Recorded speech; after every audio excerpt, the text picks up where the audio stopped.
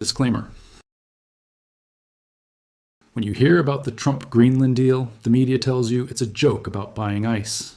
They are lying. The Pentagon looks at this map and sees a kill switch. This island is the only button left that can turn off the Chinese economy. Or, if we lose it, turn off ours. Let's look at the weaponized math. Beneath that ice sits $1.5 trillion in rare earth minerals. That is not just land. That is the entire periodic table required to build an F-35 fighter jet. We aren't talking about buying real estate. We are talking about buying survival. And here is the trigger. The new 17% tariff policy just went live in November. But tariffs are a death sentence if you don't control the raw ingredients. You can tax Chinese batteries all you want, but if Beijing cuts off the supply, the US auto industry doesn't just pay more, it stops. The media is calling this a diplomatic spat. I'm auditing the supply chain. Today we are running the war game simulation on the Greenland Gambit, and the first move is already on the board. To understand that move, you have to ignore the headlines and look at the 17% tariff policy that just went live. The logic seems sound. Tax Chinese goods, bring manufacturing home, and protect the American worker. But there is a fatal flaw in that logic. A trade war is just a resource war in disguise, and right now we are fighting it blind. Think of it like this. You're locking the front door of your house with 3 deadbolts to keep the intruder out. But you completely forgot that the entire back wall of the house is missing. That is the US economy today. You can slap a tariff on a Chinese electric vehicle. You can tax their solar panels. But if you do not control the raw ingredients required to build the American alternative, you haven't solved the problem. You have just made the hostage situation more expensive. You cannot tax what you do not own. And right now, we own nothing. If you don't believe me, look at the supply chain map. This isn't a market, it's a monopoly. China controls 70% of global rare earth production. If you visualize that on a pie chart, it doesn't just take a slice, it eats the entire screen. That number, 70%, means that for every 10 components inside a US guided missile, 7 of them effectively pass through a supply chain controlled by Beijing. They have spent the last decade executing a ruthless China Arctic strategy, declaring themselves a near-Arctic state back in 2018 while we were asleep at the wheel. Now, the Pentagon will tell you we have a footprint there. And technically, they are right. We have the Patuxent Space Base, formerly Thule Air Base, established by a 1951 treaty. We have radars, we have runways, we have the military hardware sitting right on the ice. But here is the brutal irony. We have the guns, but China has the shovels. We occupy the surface, but they are cornering the rights to everything underneath it. It is the geopolitical equivalent of renting an apartment while your enemy buys the building. This is the strategic gap where the war will be lost. We are currently tenants on an island that holds the keys to our own industrial survival. The US military is present, but economically, we are absent. And that gap is exactly what the Greenland Deal was trying to close. It wasn't about buying a frozen rock for the sake of ego. It was about closing the back door before the supply chain collapses. Because if you zoom in on the satellite map, past the ice and the glaciers, there is one specific mountain range that changes the math entirely. One single deposit that solves the monopoly overnight. And if you aren't looking at it, you're playing the game blind. But the game isn't about land, it's about magnets. Specifically, the 2 elements that effectively run the modern world, neodymium and praseodymium. Without these 2 obscure ingredients, the entire high-tech economy creates nothing but paperweights. Take the F-35 fighter jet. It is a marvel of engineering, but its guidance systems, its radar, and its electric actuators are dead weight without high-performance permanent magnets. The same goes for the electric vehicle motor in your driveway. We are currently 100% reliant on imports for these processed materials. That means if the supply chain snaps tomorrow, the assembly lines in Detroit and the defense contractors in Virginia don't just slow down, they stop. We are building the most advanced machine in history, but we are buying the ignition key from our biggest adversary. This is where the math gets terrifyingly simple. If you look at the geological survey for the Kavana Deposit in southern Greenland, you aren't looking at a mine. You are looking at a vault. The data confirms 2.9 million tons of rare earth oxides sitting in one concentrated location. To put that massive number into perspective, visualize a pile of raw strategic assets stacking up higher than the Empire State Building. This one site holds enough material to satisfy 15% of total global demand. Think about that. One single mountain range in the Arctic holds enough supply to break the Chinese monopoly overnight. This isn't just a mining project. It is a geopolitical trump card. If the United States controls Kavana, the leverage Beijing holds over our defense industry evaporates instantly. The choke point is broken. The monopoly is dead. Now, pause for a second. Did the nightly news tell you about the 2.9 million tons of neodymium? Did they show you the chart of global demand? Or did they just make jokes about buying an island? The media is distracting you with the headline, while the real war is being fought in the footnotes of these geological reports. If you want the forensic data that actually matters to your portfolio and your future, hit that subscribe button right now. We don't do jokes here. We do the math. But having the asset and getting the asset are two very different things. The map makes it look easy, but the reality on the ground is a logistical nightmare. The Kavana Deposit is buried under some of the harshest conditions on the planet.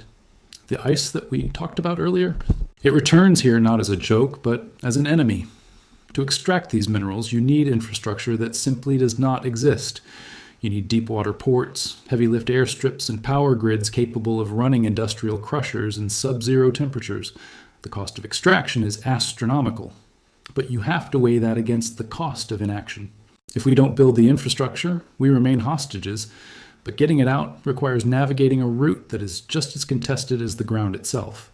That route is the Northern Sea route, and right now, the ice is melting just fast enough to turn it into a war zone. This is the new economic superhighway of the 21st century. If you ship goods from Shanghai to Hamburg via the traditional Suez Canal route, you are burning fuel for 30 days. But if you cut through the Arctic, you shave off 3,000 miles and nearly 2 weeks of travel time. The math here is undeniable.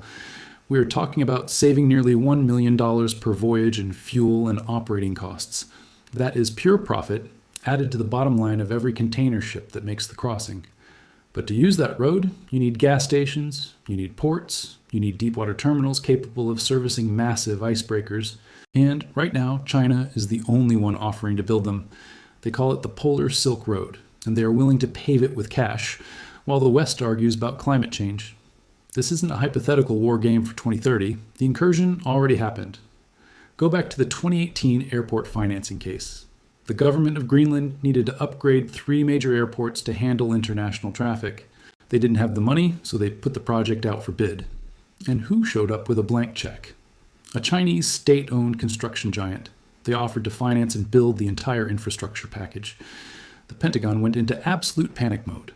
They realized that these weren't just civilian terminals for tourists. They were heavy-lift runways capable of landing military transports and cargo freighters right in North America's backyard. It was a Trojan horse made of concrete and asphalt. China wasn't trying to help the locals travel. They were planting a permanent flag on the strategic high ground. The reaction from Washington was immediate and aggressive. The U.S. Department of Defense effectively forced Denmark to kill the deal. They strong-armed their NATO ally into blocking the Chinese financing, citing national security risks. Denmark had to scramble to find the money themselves, taking on a massive debt load to keep Beijing out. It worked, for the moment. The Chinese construction crews were sent home, but this diplomatic intervention created a massive fracture in the alliance. We told Denmark what they couldn't do, but we didn't offer a viable alternative for what they should do. We blocked the cash flow, but we didn't fill the void. And that leaves a very dangerous question hanging over the Atlantic. If Greenland is too expensive for Denmark to maintain and too dangerous for China to buy, who actually picks up the tab? To find the answer, we have to put a specific price tag on the chaos. $1.7 trillion in annual trade volume flowing between the United States and the European Union. Visualize that for a second. It is a massive bridge of capital, goods, and services spanning the Atlantic Ocean. But that bridge is held up by one critical pillar, the NATO security guarantee. For decades, the deal was simple. The US provides the military umbrella, and Europe provides the trade access. But the Greenland Gambit turns that arrangement into a protection racket. The message coming out of Washington is no longer about partnership. It is about leverage. The ultimatum is effectively, sell us the strategic asset or defend yourselves. If you look at the flow of capital, you realize how dangerous this game of chicken really is. If the U.S. pulls its security funding because Denmark refuses to play ball on the U.S.-EU trade war front, that $1.7 trillion bridge begins to buckle. The markets hate uncertainty, and right now, the foundation of the Western alliance is shaking. We are risking the entire transatlantic economy for a single piece of territory, and the Europeans know it. Now, you might be thinking, why doesn't Denmark just take the money? If the US is offering billions for a frozen rock, why not cash out? The answer lies in a political minefield that most Americans don't understand. It's called the sovereignty trap. Here is the reality on the ground. Denmark handles the foreign policy and defense for Greenland, but the 57,000 people living there have their own local government that controls the natural resources. It is a custody battle. Washington is trying to buy the asset from the parent, Denmark, but the child, Greenland, has legal custody of the inheritance. When Trump asks to buy the island, he is asking for something Denmark legally cannot sell. Copenhagen is trapped. If they say yes to the US, they violate Greenland's autonomy and trigger a constitutional crisis. If they say no, they anger their biggest military protector. This diplomatic paralysis is exactly what our adversaries are counting on. While we argue about who owns the title deed, the back door is left wide open. This leads us to the ultimate cost of the gamble. If we push this too far, we don't just break NATO, we break the dollar. You have to understand that the NATO crisis explained in the media is usually about troops and tanks. But the real war is about currency. If Europe feels abandoned by the US security umbrella, they won't just sit there defenseless. They will look for new partners. And right now, the BRICS nations are offering an alternative financial architecture that does not rely on the US dollar or US permission. If the Atlantic Alliance fractures over Greenland, we force Europe to hedge their bets. Imagine a scenario where Germany or France start settling trade in yuan or a new euro-pegged digital asset just to keep their supply chains alive. That is the beginning of the end for the dollar's exorbitant privilege. We are risking the global reserve currency status to secure a mine. But while we argue in public, our adversary is moving in silence. This is the invisible hand of the conflict. You have to understand that China's control of rare earth minerals is not maintained by planting flags on the ground. It is maintained by a complex web of corporate shell games designed to bypass Western scrutiny. They know they can't buy the land directly. The optics are too aggressive. So they don't buy the island, they buy the rights. They operate through holding companies registered in neutral territories like Singapore or Australia. On paper, it looks like a harmless mining consortium. But if you peel back the layers of ownership, if you follow the money through the labyrinth of offshore accounts, the road always leads back to state-owned enterprises in Beijing. They are securing the mining permits for the next 50 years while we are still arguing about who gets to sit at the negotiating table. This isn't speculation, it is doctrine. We have the receipts. If you pull up the 2021 report from the Central Party School in Beijing, the strategy is laid out in black and white. They don't call it a trade war, they call it long-term competition.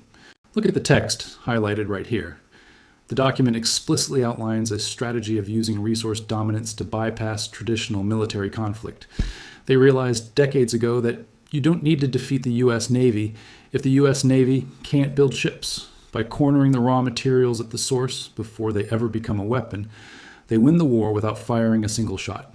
This document is the blueprint for a bloodless siege. They are locking down the supply chain at the molecular level, while Western leaders are still focused on 20th century alliances. So here is the checkmate scenario. If the United States and the European Union divorce over this issue, if the Greenland Gambit shatters the alliance, China wins by default. They are counting on our dysfunction. They are waiting for the moment when Denmark is too broke to develop the mines, and the US is too alienated to help. In that vacuum, Beijing steps in as the savior with checkbook diplomacy, offering to develop the infrastructure that no one else can afford. They get the minerals, they get the strategic foothold, and we get locked out of the Arctic for a generation. It is a perfect trap. The real pain is about to transfer from the map directly to your bank account. It arrives in the form of imported inflation, and it brings the conflict from the stratosphere to your kitchen table.